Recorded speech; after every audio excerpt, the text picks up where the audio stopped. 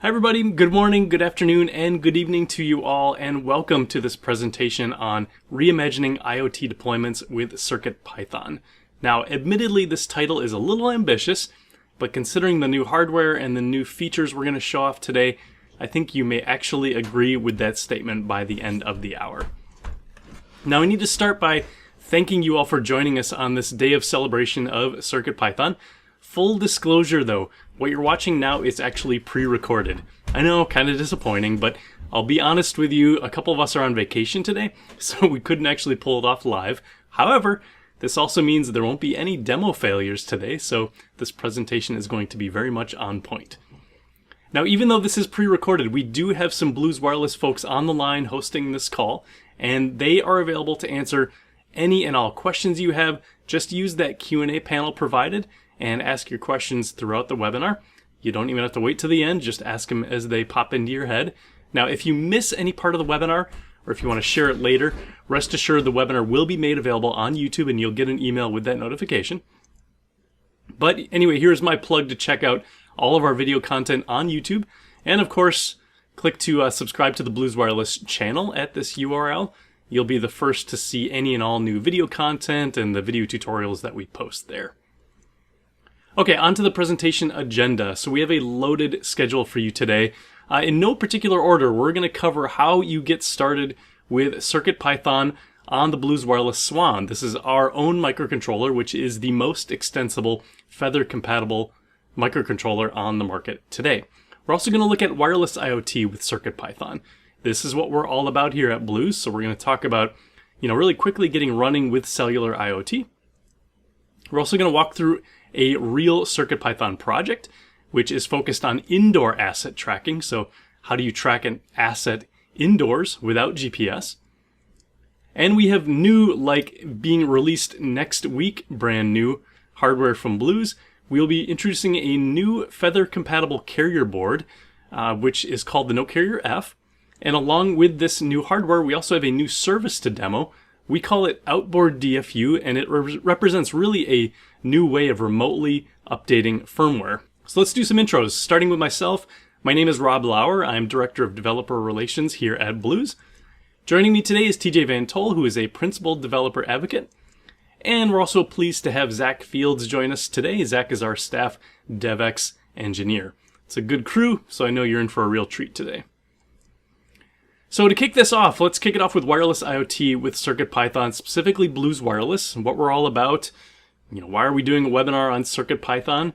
Well, for me, it starts with the fact that CircuitPython is really the easy button of programming in the IoT.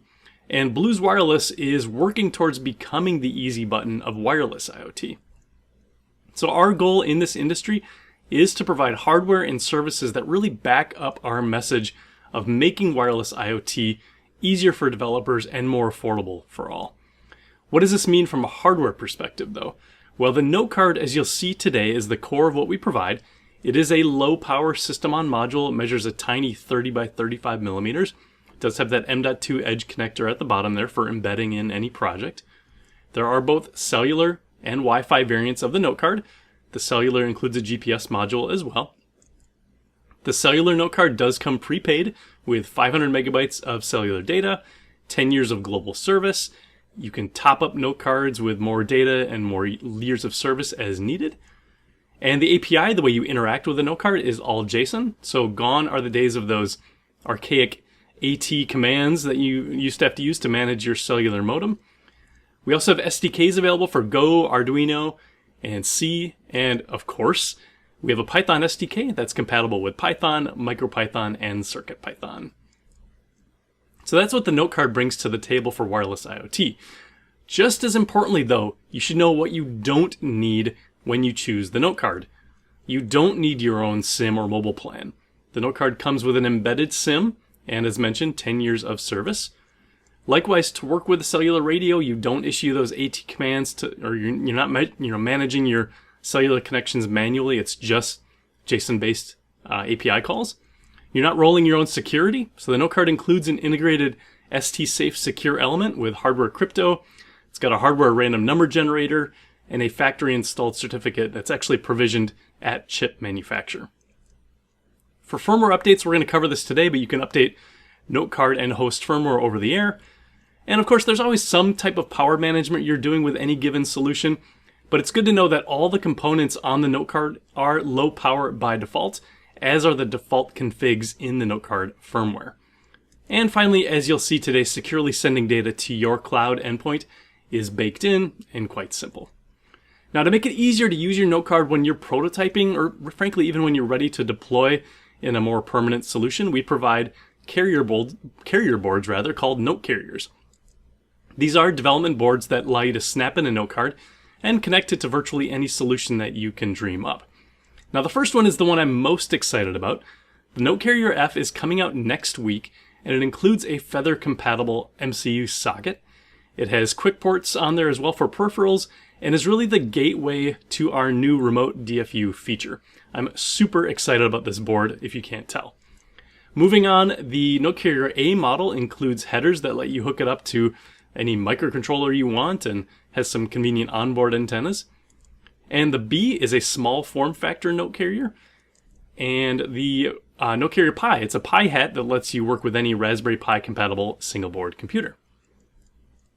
Finally, NoteHub is the Blues Wireless cloud service that receives data as a proxy from the note card and in turn securely routes that data to your cloud application of choice.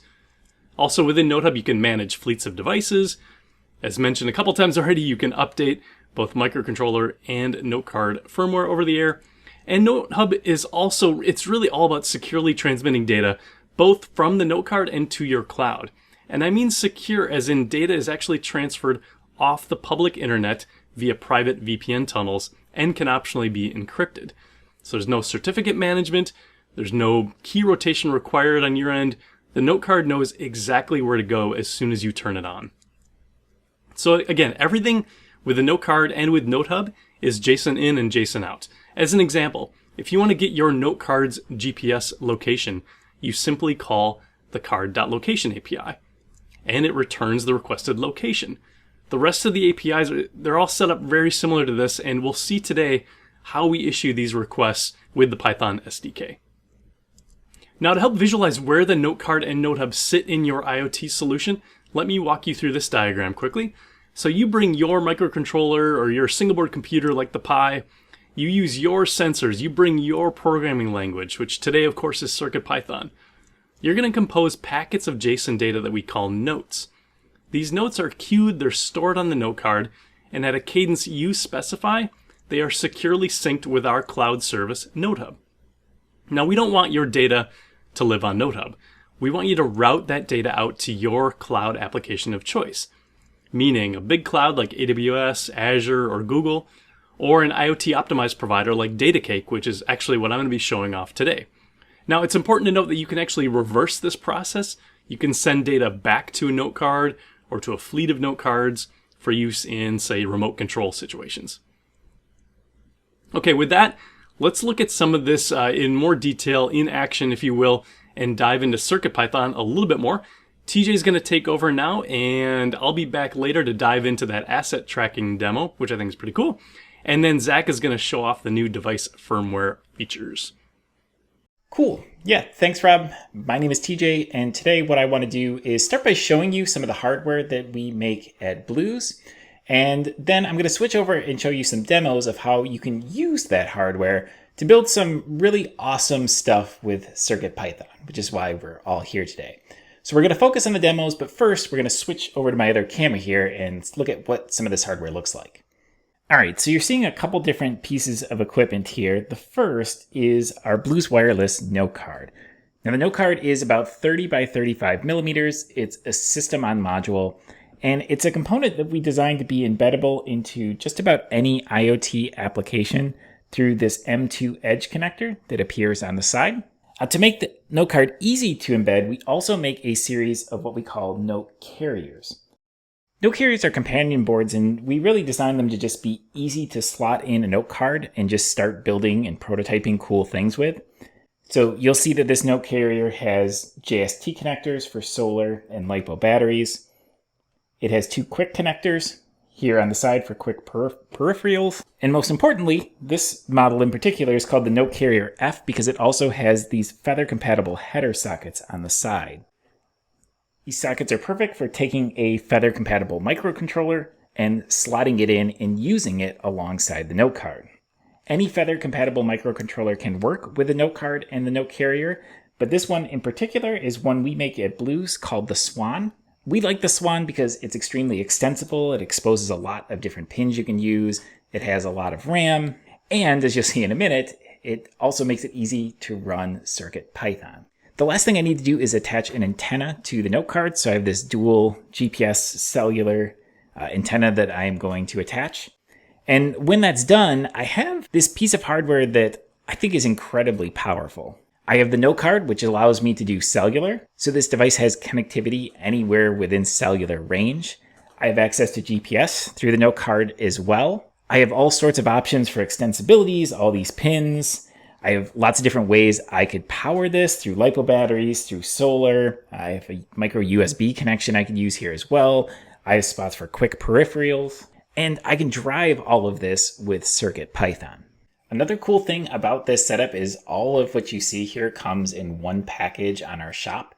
So if you look for the Blues Feather Kit for Swan, you'll find all of this, the Swan microcontroller, the Note Carrier F, and the note card, as well as this external antenna. You will want to wait till next week because as Rob mentioned earlier, you are getting a little bit of a sneak peek. This version of the Note Carrier won't be in the shop until next week. All right, so we have this device, but how do we actually do something with it? Well, to show you, I'm going to walk you through two separate tutorials. The first is going to show you how to use the note card, how you can send basic commands, how you can easily start sending data from your CircuitPython apps using the note card over cellular. And then second, we'll get into the CircuitPython bit. We'll see how to run some CircuitPython on the Swan. We'll look at how we can use CircuitPython to communicate with a note card and build some really cool things over cellular. So let's switch over to my laptop and let's take a look. All right, what you're seeing is my web browser, and I have it open to dev.blues.io, which is our hub for all things development here at Blues. And what we recommend all of our new users start with is with our Quick Start tutorial, and specifically our Note Card Quick Start. The Quick Start will teach you the basics of how the Note Card works, how to communicate with it and such, and I'm going to give you the short version of this tutorial here today. Now, one cool thing you can do with the tutorial kind of recently is we added a new Note Card simulator approach for going through this. It's a cloud-based simulator that's actually running the note card firmware as a cloud service. It's really cool, and if you kind of want to try the note card before you buy it, I'd recommend checking this approach out because it's really cool. If you have a physical note card, though, we have another cool trick. You can connect to your note card over USB. So if I take my note carrier and plug it in, if you'll recall that USB slot I showed earlier, I'm going to plug that in. And with that connected to my computer, I can select this USB note card button. And I can use what's called the Web Serial API that we leverage in Chromium-based browsers that allow us to directly connect to a note card through the web browser, which I think is really, really cool. And doing this can help you get a really quick sense of how the note card works. So if I scroll down in this tutorial, down to the first command the content is going to have me issue, it's this card.version request. The first thing to note is that all the APIs for the note card work off of JSON. So the request I send here, I'm sending a request of card.version, and I also get JSON back. So in this case, it's some firmware information about the note card that gets spit out. As you'll see, all the commands that we're going to send for working with the note card work based off of JSON. And eventually, we're starting by just showing off how these commands work in the browser because it's really great for learning and getting started. But as you'll see, eventually we'll look at how we can use SDKs, most specifically our CircuitPython SDK, to send these exact same requests in CircuitPython code. But for now, we still want to learn how the note card works, and we want to do something more advanced than just getting firmware information. And as a next step, usually with a note card, you want to work with data.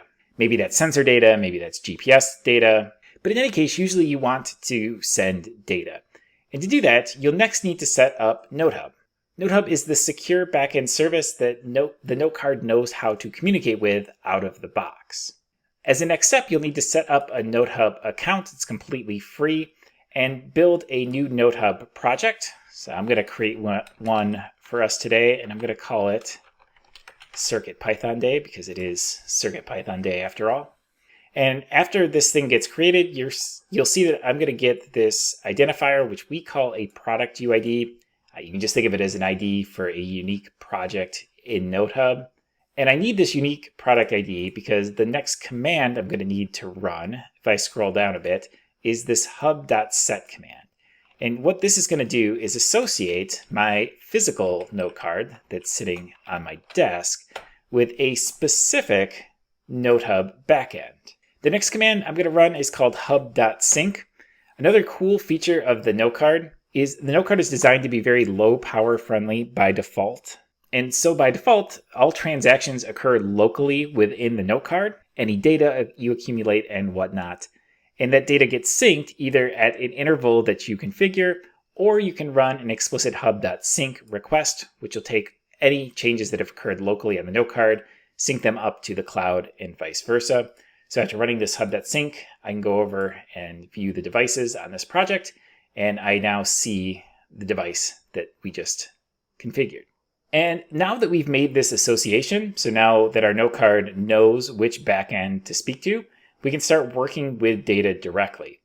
The easiest way to do that is with this note.add command. So I can take some data. In this case, it's hard-coded data, but we'll look at how to get some real data here in a minute. I can note.add it. And again, that change is not immediately synced. It is queued until a sync occurs. So let's go ahead and run one so we can see this data come through. And then in the back end, if I go to my events list, I can see a list of all events that have come through. And this last one is going to be that data that we just added with that note.add request. So hopefully this gives you a basic sense of how the node card works. Now, I am very much just scratching the surface. I would recommend that if you are new to Blues, you go through this tutorial. Again, you don't even need hardware. You can go through with the simulator. You'll see that the tutorial will teach you that you can send data from the node card in both directions. That is, we looked how to send data from the node card up to the cloud, but you can also send changes from the cloud back down to your physical hardware. This can be a lot of fun if you need to do like remote control. You need to send commands down from some sort of cloud system down to your devices. Can also be useful if you want to do something like environment variables. Maybe you have some settings that you want to be able to remotely configure. You can do those with a node card as well. A lot of cool things that you can do. But this is CircuitPython Day, and I haven't even shown any CircuitPython code, so it's about time that we fix that. And I'm going to start by showing you a couple of different links. Now, if you're going to be watching this later and following along, one thing you will need to do as a setup step is go to our Swan Quick Start. Remembering Swan is our feather-compatible microcontroller we make at Blues, and you'll need to complete some CircuitPython setup. There are a couple quick steps you need to do to essentially load CircuitPython up onto the Swan and make it ready to go. So you'll want to do that. The second link I'll show you is if I go over to the Tools section of the documentation, you'll find information on our Python library. This is the place you'll want to reference to see how to get started with CircuitPython with the node card. There are directions on how to get the code from the repository, how to get it up and running with CircuitPython, and how to perform the various actions you can do to communicate with the node card. And finally, the tutorial I'm going to be showing you is in the guides and tutorial section, and it's this collecting sensor data tutorial. So if I go through here and pick CircuitPython, I can get a complete tutorial on how to work with sensor data using the Swan, using the node carrier F, and using CircuitPython. And this is the next tutorial I would recommend completing, and we're going to take a look at the basics right now. And to do that, I'm going to switch over to my other desktop, and I'm also going to switch the USB connection on my computer to plug into my Swan. And once I have that, I can open up my Python editor. I'll drag it over here.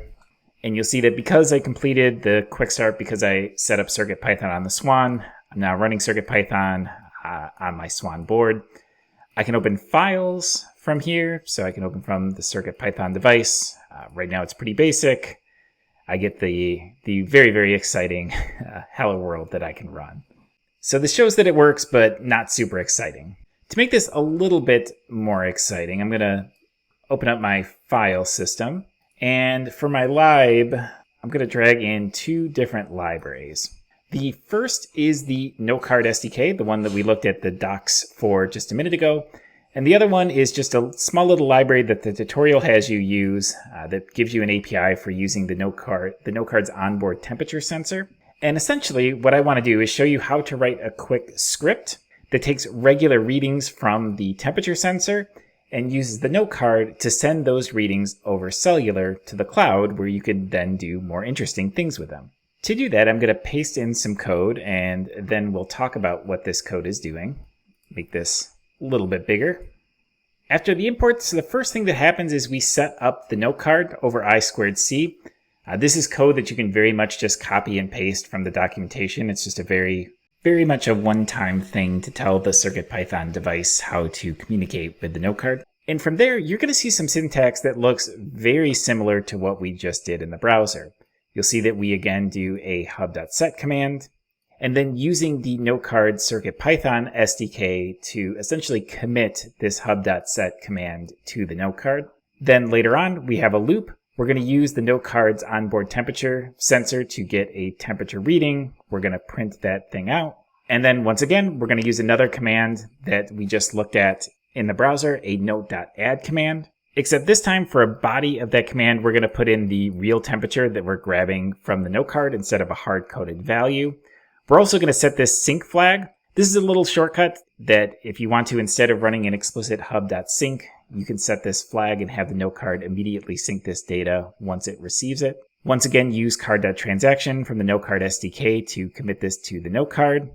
Do a little debugging, wait 15 seconds, and do this all over again. Only thing I'm going to need to grab is over here on NoteHub. I'm going to need my actual product UID from the project we just set up. So I'm going to grab that. I will toss this in here. I'll save it, and let's go ahead and run this and see what happens. So you'll see I immediately start getting readings. Apparently it's kind of warm in here, 27 degrees Celsius. And every 15 seconds, I'm going to continue getting more of these readings. And then because we're telling the NoCard to sync these values right away, if I go back into my events list, I should, and yep, there it is, start seeing those readings come back into my NoteHub backend pretty much immediately. And even though this example is relatively simple, hopefully it gives you a sense of just how powerful the NoCard can be. Remember that this data is being sent over cellular. So I could take a LiPo battery, plug it into my note carrier, and set this out and have it be a temperature monitor out in my yard or out across the street or a field or a weather station or wherever I needed it to be. The NoCard has GPS, so I could toss this in my car and take temperature readings and also GPS readings as I drive around or my kids drive around. There's an amazing amount of things you can do in a small little package. And if you do want to try this for yourself, just as a reminder, the 2 steps that we recommend all people new to the platform check out is first of all our Note Card Quick Start, which again, this part you can go through with a simulated note card. And then the sensor tutorial from our guides and tutorials section, which you can go through with CircuitPython. And that completes your whirlwind tour of how to work with the note card and also how to use CircuitPython on microcontrollers to communicate with the note card. Hopefully you think this is pretty cool. I certainly do. There are a lot of different things that you can build with this approach. For some ideas, I'd recommend checking out the guides and tutorials section on our website on dev.blues.io, or looking up our Hackster page. If you just Google Hackster Blues Wireless, you'll find a lot of cool project ideas. And for now, I'm going to toss things over to Rob because he also has a pretty interesting project he's been working on, and I'll toss it over to him so he can show it off. All right, asset tracking. Now, in the IoT, when someone says asset tracking, you likely think of monitoring, the state, the location of a package or a container or a vehicle. Usually this involves one or more sensors to track something like temperature, humidity, or some other environmental thing you want to measure. Maybe there's an accelerometer to track motion and sudden movements. Of course, asset tracking also involves tracking a location in a physical space. And normally this is performed with GPS, which is far and away the most consistent and reliable means of ascertaining a physical location out in the open. However, What if the device enclosure you're using prevents you from getting a GPS satellite fix due to, a physical barrier? What if GPS consumes too much power for your system? Or, and here's the real kicker, what if your goal, like today, is to track an asset indoors where GPS is pretty much unavailable? Well, we can build a CircuitPython app that does just that. So let's start with some high-level project requirements for this app. We know we're going to need to track a physical location without using GPS. Ideally, we would know the altitude of the device, right? Like which floor of a building are we on? So to do so, we're going to need to use an altitude sensor to get that altitude data. It's also got to be battery powered, right? Because it moves. So focusing on, the power conscious nature is pretty critical. And finally, we're going to need some kind of device to cloud data pump. I wonder what we're going to use there. And of course, a cloud-based dashboard for reporting on all the data we're gathering, and all using CircuitPython, of course. So let's break down these requirements a little bit more and show off the hardware and the services we're going to use to solve each problem. Starting with location. Well, okay, I lied already because GPS is always, as I said, or almost always, the best way to ascertain a location. So in this project, we're going to at least try GPS using the onboard GPS module of the note card, plus a really nice active GPS antenna from Circuitpython. But that's probably not going to work all that well indoors, right? So we're going to use what I think is a really awesome feature of the note card and note hub, which is triangulation. Now the note card and note hub support cell tower triangulation, meaning we can approximate a device location using the known locations of all the cell towers the note card can see. But in this project, we're going to use Wi-Fi triangulation, which means we're going to find our location based on all the Wi-Fi access points we can see with our microcontroller, which today is an ESP32S2, since it has an onboard Wi-Fi module that we can use to scan for those access points. Now, I think this is going to gel a little bit more when we get into code, so if you have any questions, just wait till we get to the code on that part. Next part, measuring altitude. We're going to start with using a common sensor, the Bosch BME 280. The 280 is nice. It lets us measure temperature, humidity, and pressure. From that data, we can infer altitude. However, this is where it gets more interesting. To more accurately calculate altitude, you need your current location's sea level pressure. Luckily, that data is available in APIs like OpenWeather. So we're going to use what we call the web APIs from the note card to actively query the OpenWeather API to get that data as needed before calculating the altitude with the BME 280. And on the power conscious topic, well, the note card, as mentioned, is extremely low power, idles at a mere 8 microamps, so there's no need to put it in any kind of deep sleep mode. Just as importantly, the note card has an onboard accelerometer, and there's APIs available that let us monitor the motion of the note card, meaning we only have to take location and other readings when we know that the device has moved. And finally, gathering location data with Wi-Fi triangulation is extremely power efficient. Last but not least, of course, we're going to be using the note card to route our data to the cloud over cellular. And we're going to use one of my favorite dashboard platforms, DataCake, to display a really rich presentation of our gathered data. And here is all of the aforementioned hardware wired up and ready to be programmed. I also have the external cellular Molex antenna here. The only thing not pictured is a LiPo battery to power it.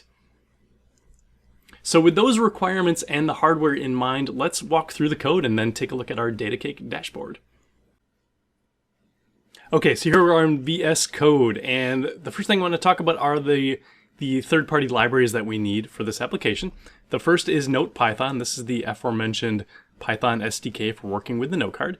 And the second is the Adafruit CircuitPython BME 280 library, which lets us, of course, interface with the BME 280 as part of our solution. Now, I want to walk you through not all, but most of the code here. Let me get my window size a little bit bigger so you can see it well. And the first thing we're going to do, I'll just walk through some of the comments here, is we're going to initialize our connection with the Blues Wireless note card that's going to connect over the I2C bus, so quite easy to connect. We're also going to create a reference to that BME 280 sensor, and you'll notice that I'm setting a default sea level pressure. This is in case we're not able to access that endpoint. We do have a default sea level pressure to use when we're actually calculating our altitude. And you'll see that I'm setting a default lat and long, latitude and longitude coordinates. This is going to be used as part of that Open Weather API to get the most accurate location for accessing that pressure data. You'll see too that we're going to actually update this data if we're able to get a GPS satellite fix as well. But this is here just in case it doesn't work. Next up, we are going to associate, as it says here, the note card with a project on notehub.io. Remember, Notehub is the Blues Wireless cloud service. Now, the note card knows where to go when you turn it on, but you do have to tell it which Notehub project you want to associate it with. And that is set in this product UID. This is just a private key. It's a unique key that's unique to my project in Notehub. We're setting the cellular mode of the note card into periodic mode, which means just connect periodically. And I'm optionally setting what we call a serial number. It's just a name of the note card that it makes it easier for me to find it in my device list in Notehub. Next up, we're enabling the GPS module on the note card. Again, this is totally optional, and I'll say optional many times in this code because I kind of over-engineered parts of this app, admittedly. But we are at least enabling the note card with this card.location.mode API. And I should have mentioned earlier, this is obviously an example of how we are using JSON to construct these API calls. So in this case, I'm using the card.location.mode API. I'm adding a mode parameter to that request, and then I'm sending it to the note card with the card.transaction call. Sorry, I should have mentioned that when I showed off the first hub.set request. Next, super important call here. So I'm using the card.motion.mode API on the note card to actually enable motion tracking on the note card. So this lets me utilize the accelerometer to detect if motion has been detected on the card. So super important if we want to save battery life, right? Now I'm going to blur your eyes here as I kind of navigate to the bottom of our code here. Again, I'm going to try and skip over much as I can, but at the end here I have this while loop, right? And during this while loop I'm going to do two things. I'm going to check for motion on the card and then do some associated tasks. And then I'm going to sleep for a minute, okay? So I'm only going to check for motion every 1 minute. You can change this to whatever parameter works best for you. But let's check out this check motion method here. So what we're going to do is we are going to call the card.motion API, and this is going to return a count. And the count is the number of movements detected since the last time I queried the note card. So if motion is detected, what am I going to do? Well, I want to get my current location of the device. And I'm going to do this two different ways. The first way, again, this is optional, is to try and ascertain my location with GPS. If that fails, which is going to fail because we're indoors, right? Then I'm going to go ahead and set up Wi-Fi triangulation. Once I've ascertained the location either with GPS or with triangulation, then we're going to send all the accumulated sensor data we have to the cloud. So I'm going to walk through each of these methods individually as quickly as I can here. So the get GPS location. Now, another disclaimer I have for you is that I am explicitly overriding some baked-in defaults that keep the note card running at the lowest power possible. So what I'm doing is I'm actually, as I attempt to get the GPS location, I'm overriding the mode and putting it into continuous mode, which means, you know what, note card, I know you're trying to be power conscious, but I want to get the location as soon as I can. So let's put it into continuous mode. Then I'm going to get a timestamp of the previous time that I was able to ascertain the location. And at this point, once I have that time, which is either going to exist or it's not going to exist if I was never able to ascertain a location, I'm going to perform a loop until I get a new GPS reading or until it timed out. I put together an arbitrary 100-second timeout for my GPS. You could probably lower that based on your individual solution and scenario. Now I'm going to skip over some of this code. Basically, all I'm doing is saying, keep trying to query the GPS to see if we get a satellite fix. If I do get a satellite fix, and if the time that the GPS was updated was more recent than the last time it was updated, then I'm going to update my default latitude and longitude coordinates. Okay? And then I've got the location, right? Otherwise, we're going to sleep for 2 seconds. We're going to try it again. If there's a timeout based on an internal GPS timeout on the note card, we're going to break out of this method. Otherwise, if I hit that 100-second limit, we're going to break out of the method as well. And then at the end here, I'm just resetting it back into periodic mode to save some power. So again, a lot of kind of overkill here, but this is just my way of like really trying to get the GPS as best we can, since it is really a best practice with asset tracking scenarios. Now, back to the core message here. We want to utilize Wi-Fi triangulation because we're indoors, right? And we're rarely, if ever, going to be able to get a GPS fix indoors. So we're going to use the card.triangulate API, and we're going to set it into Wi-Fi mode. Now here's where I could use cell mode if I want to use cell tower triangulation, or you can actually use Wi-Fi and cell mode simply by adding them both here, comma separated. We're going to stick with Wi-Fi mode here, and in order to utilize Wi-Fi triangulation, I need to do a scan to get all of the available Wi-Fi access points that my solution, my device, can see at a given moment. To do so, I wrote a pretty simple method here called get Wi-Fi access points. Let's take a quick peek at this. So what this method does is it uses the Wi-Fi module on the ESP32, and it also uses the Wi-Fi library that's part of CircuitPython, and it uses the start scanning networks. This is an insanely useful feature of the Wi-Fi library. And what I'm doing is I'm basically just building a string that's in a certain format. It's actually this ATCWLAP format that's in the ESP32 docs. And I'm constructing a string of all these access points, okay? That's all you need to know for now. But when I return that data, I create another request to card.triangulate, and I send that data in the text argument. So I'm basically saying, hey, perform a Wi-Fi triangulation based on these Wi-Fi access points. Now here's the big spoiler alert. All of us with smartphones in our pockets, whether it's Google or Apple, those visible access points are constantly being gathered along with your current latitude, longitude coordinates. Those are shipped to Apple and Google. Apple and Google then sell that data to third-party services that we use to allow you to perform triangulation.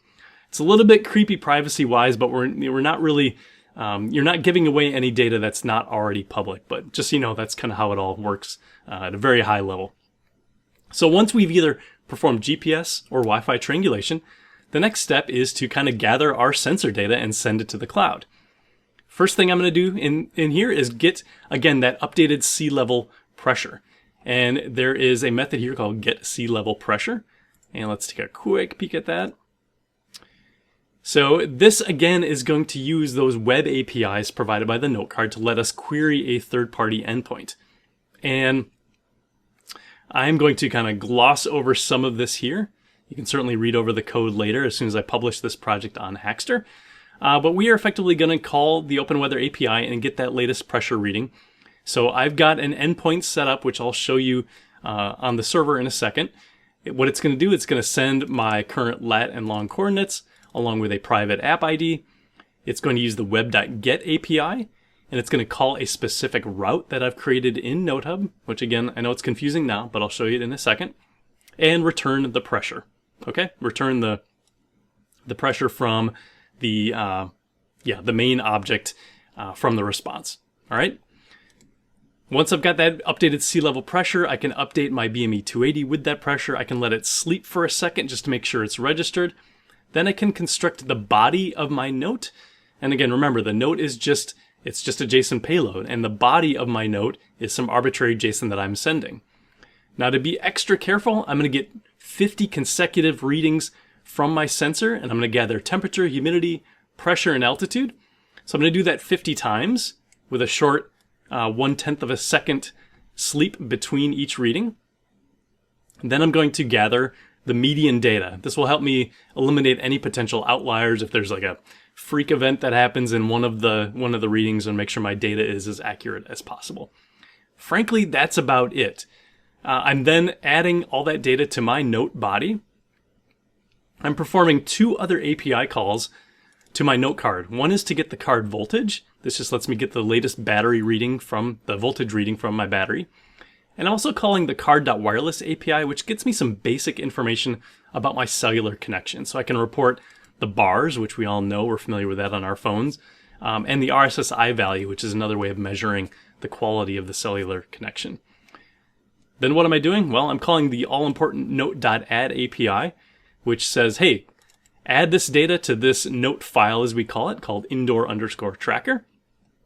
And then I'm overriding the low power nature again of the note card by telling it to sync immediately. So I don't want to wait for this data to be sent on a periodic basis. I just want it to sync right away to the cloud.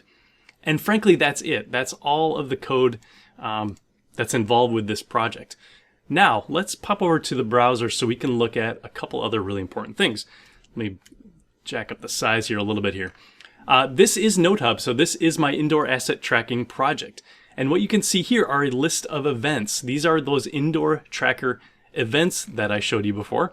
And I'm going to scroll to the bottom here so I can actually get my little scroll bar here. These are all of those tracking events that were created when I actually went to a shopping mall and walked around to see if this was going to work. So let's look more closely at one of these events just so we can see some metadata about the event that was created, but also the full JSON that was delivered.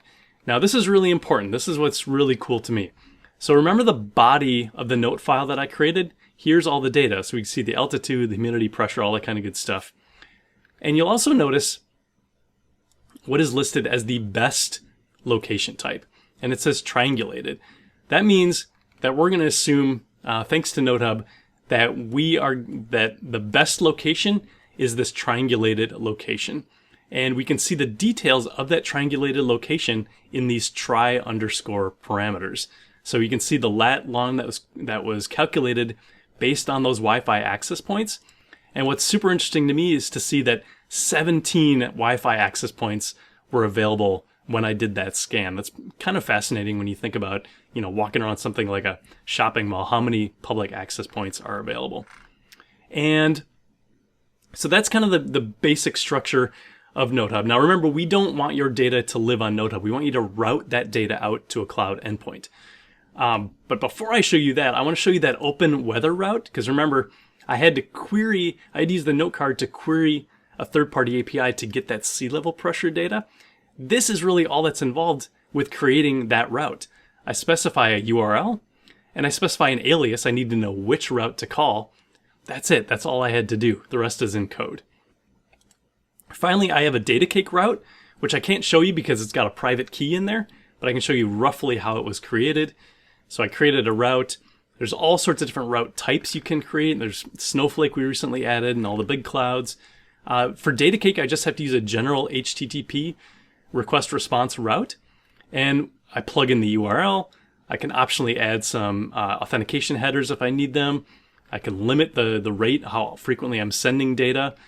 For this project, I was able to only send certain notes up to the cloud. In my case, I had I have a bunch of different ones in here in this project, but I only wanted to send these indoor_tracker notes because I don't need to send any other metadata that may get sent, environment variables, or the like. So really, routes are super easy to set up, and a lot of the heavy lifting is done by DataCake itself. So that is a total blitz of information for you right there.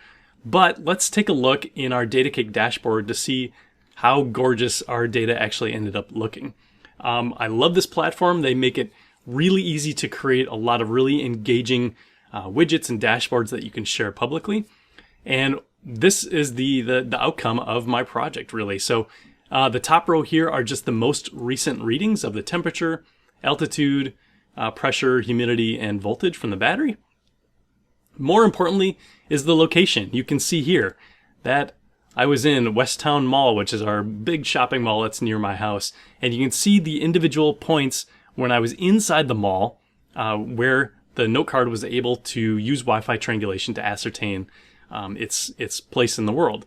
Now, what's even cooler, I think, about DataCake is I can actually go through and using the little slider here, we can see those locations. This is me walking around the mall, kind of back and forth here. I made as far as I could go because some of the stores were closed, so I couldn't go the entire length of the mall. But I was able to walk around totally, enclosed by the mall. Couldn't get the GPS location or anything like that. Now, the other part of this was, remember I talked about getting the altitude so I could see what floor I was on. Now, right now in DataCake, there's not a great way of illustrating this.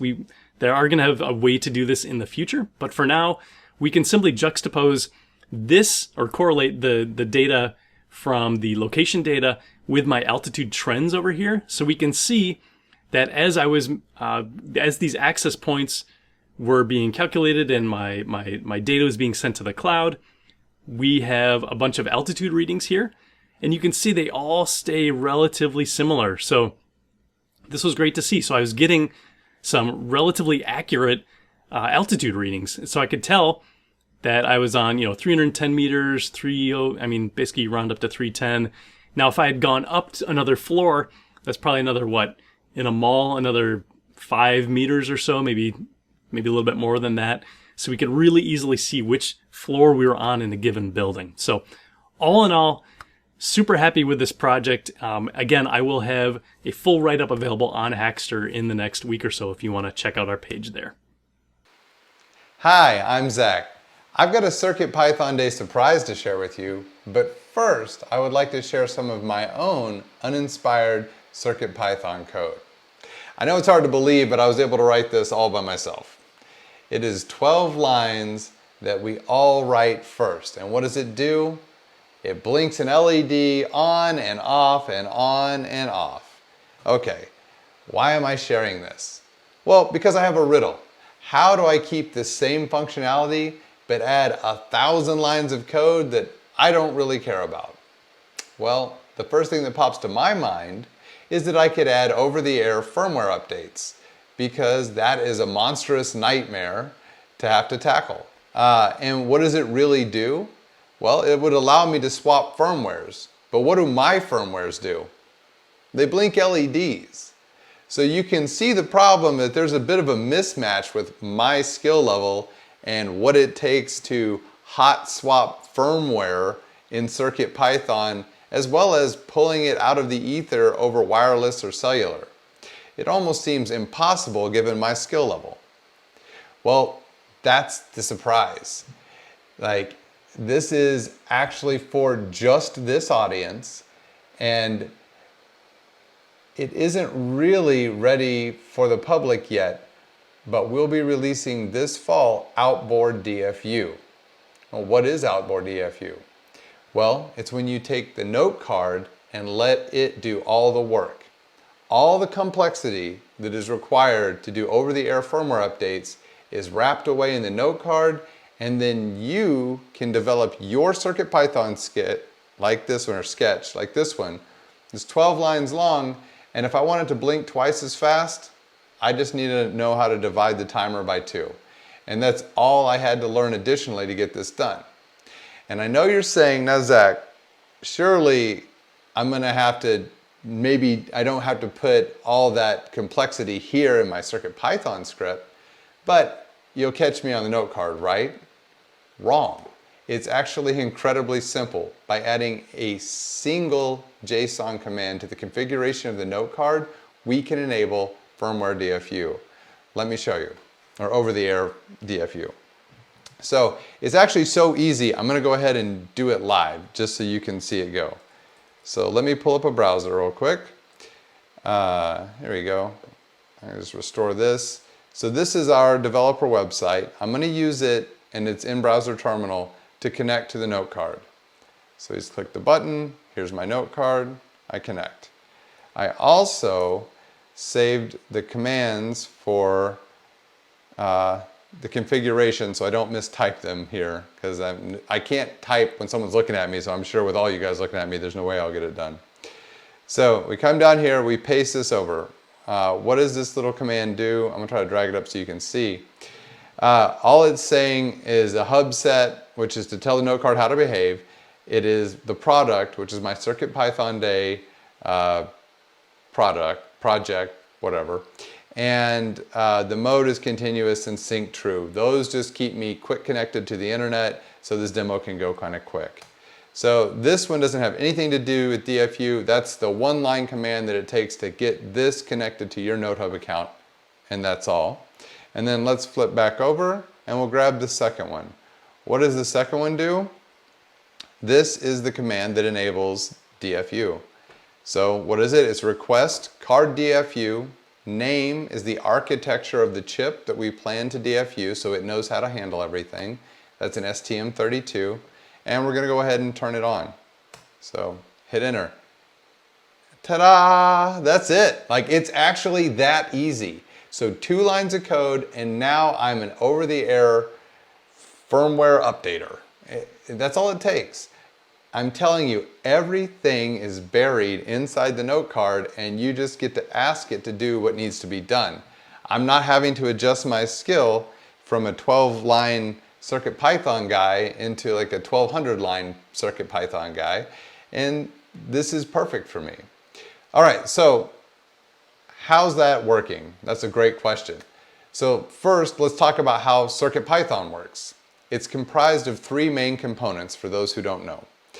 First, you have a UF2 bootloader, which is what allows you to drag and drop files from your computer, like your laptop, onto the host microcontroller for it to execute. And then second, you have a CircuitPython interpreter or runtime.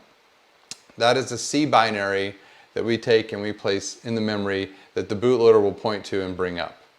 And thirdly, we have your Python script, which gets placed at the back and then executed by the CircuitPython interpreter. Okay, so 2 of those 3 things are already in binary format. First, the UF2 bootloader is a binary, and the CircuitPython interpreter, which is a C program, is a compiled binary. The thing that is not a compiled binary is your script. So in order to get that into a binary form so that we can deposit it on the note card, onto the host for you, we created a utility called the CircuitPython file system builder. That you can see here, I'm inside of it, and this folder here is our open source, it's a Python script. So it's open source and it's available on GitHub. So I've cloned it down. I'm using it inside of VS Code. And so what I can do is, this is my original script that we saw running. I can make it a little more snazzy, which this is really stepping out of my depth here. And I'm gonna switch 3 LEDs on and off instead of just 1. Well, let's go ahead and prepare it and run through the whole thing. So all I need to do is take this script. So I run Python, the script is main.py, and then I choose this example RGB blink, which I have here in my examples folder, and I give it a name that I want it to be as an output, which is the rgb.bin. Okay, so now I turn my script that you see right here into a binary. So now I have 3 binaries: the UF2 bootloader, CircuitPython interpreter, and now my script. So now I'm doing good because I'm all in a binary format. So let's hop over, and I've got my binaries listed right here, and let's make a bin pack, as our special thing we call it, to deploy down to the host from Note Hub. A bin pack can be done in multiple ways. One, we could go ahead and bin pack the U2F bootloader, the interpreter, and the script, so they are one giant binary that goes down and will blow away anything that exists on the host MCU. That's whether that's an Arduino sketch, a proper ST program used, like deployed through the STM-Cube IDE, or a Zephyr application. Any of these things will be completely written away, and we're going to lay down the entire CircuitPython and the script, and we would do all that by right here creating a bin pack of, again, all 3 of the binaries. It's done like this. You see them here. This I can upload to NodeHub and then send down to flatten away anything. But I'll show you here in just a second, this is kind of big. And big is not very good when you're using cellular and paying for it. So let's not do that. And it also takes a lot of time. So we can create a smaller one that is just the part we're interested in, because I've already set this up and you saw it running my CircuitPython script. So it's already got everything that it needs except for the new script. So let's just create one with the new script only. There we go. And now I have this one. All right. So how is that working? What is BinPack?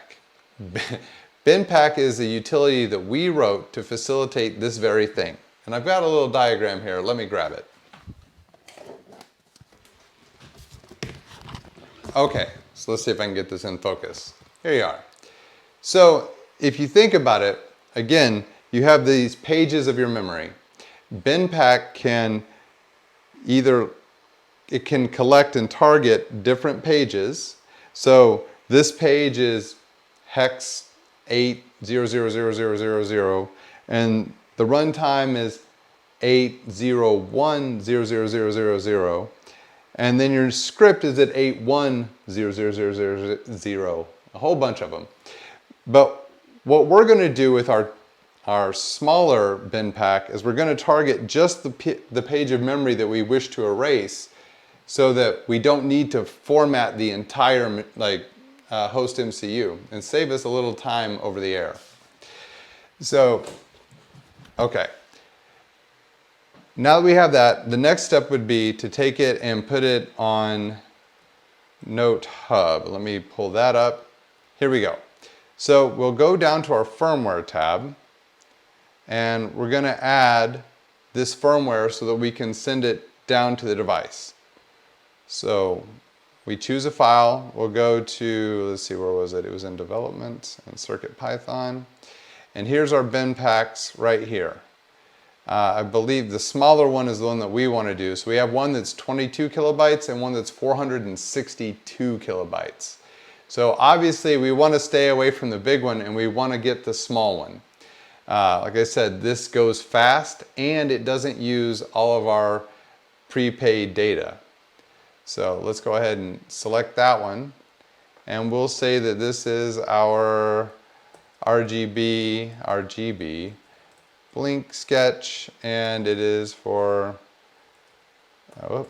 circuit, see, I told you I can't type when people are looking. This is CircuitPython, and it's the, I'll just say script only. So we put a little bit of a note there so I can remember what it is when I see it later. We'll save that. All right, now it's available for us to send down to the device. And now let's go over to the devices, and we can see the note card that I just set up, the one that I set up while I was talking to you guys. It's sitting here ready to go. So let's go ahead and we'll double click this, and then we can go to host firmware. And then, okay, right behind me, I'll step over here. There it is. We've got an update host firmware button. So we can click that, and we're going to see the options of all the firmwares we've uploaded, which is just the one I just did right now. And I'll click update. And before I hit OK here, I want to go ahead and do something so I can show you that this is real and there is no funny business happening. All right, so I used the USB cable earlier so I could send the commands to the note card to configure it. So that would also be a way to maybe send a binary. So I'm going to go ahead and unplug this so I'm not cheating. So what we have now is a battery, a light, the note card, a host MCU, which happens to be our Swan, and an antenna. This is our only connection to the internet. All right, now watch. This happens so quickly that it's kind of remarkable. So I'm going to switch back over. I'm going to hit OK. So now it's going to go into the update process. And so if I go over to, let's see, the devices page, and then I look at host firmware, I can see the DFU status is idle. All right, so in a moment I can refresh this and I should start to see it picking up the new BinPack that I'm trying to flash down. All right, I can see that it's working here. Let me go ahead and show you over here on the bench. All right, so, well, there was a little red light that was coming on a moment ago that tells me that it's picking it up. Oh, and it's already received it all. There it is. That's how fast it happened. That's real time, folks. Like, I did not speed this up. It kind of surprised me. So what it did was it downloaded the script to the note card. It sent it over to the host, and then it verified everything, and then reboots, and there you have it. Now I've got a much more impressive Blinky sketch. And that's what I was here to show you guys today. I'm actually a little bit shocked that it went so fast and so well, but that's awesome. Live demos sometimes work. So with all that, I'm going to turn it back over to Rob and let him take it away from here. All right, I'll talk to you guys later. Bye. All right, so there you have it. Thanks, TJ, and thanks, Zach, for your contributions. I hope we've inspired you all to build something, anything with the note card and with CircuitPython. If you're looking for any more inspiration, I did want to take a moment to promote the Blues Wireless Hackster page. One thing TJ, Zach, and I do often is create these fun, silly, yet still somewhat pragmatic tutorials on Hackster. We address some fun use cases like machine learning, asset tracking, of course, remote monitoring. You can see all of our amazing projects at hackster.io/blues-wireless. With that, I want to thank you all very much for attending. To wrap up, if you are curious about the note card, we are offering 15% off our starter kits at this URL, or you can scan that QR code. Also, be sure to check out our brand new note card simulator at dev.blues.io. The simulator is actually a cloud-hosted version of the note card firmware, and using it allows you to go through the note card quick start as if you had a real note card in front of you. It is super cool. We are super proud of it. Finally, of course, as you start your journey with CircuitPython, check out all the projects, the information, the tutorials available at circuitpython.org. So with that, thank you again very much for joining us, and have a fantastic rest of your day.